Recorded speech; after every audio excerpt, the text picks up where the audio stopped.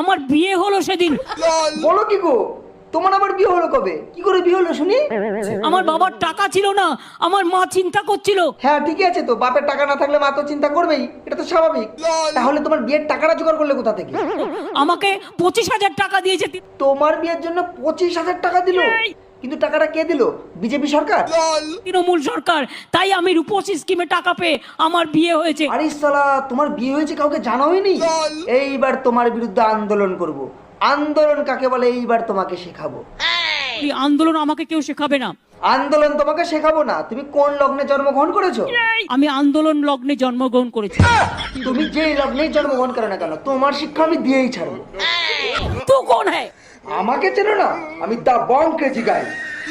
তোর তো গলায় দড়ি দিয়ে মরা উচিত। তুমি ছেলে না মেয়ে সেটাই এখনো পর্যন্ত জানতে পারলাম না। তোমার ডিএনএ টেস্ট করতে আমি আসছি, দাঁড়াও। এসব ডিএনএ টেস্ট করতে ভালো করে দিয়ে দেবো।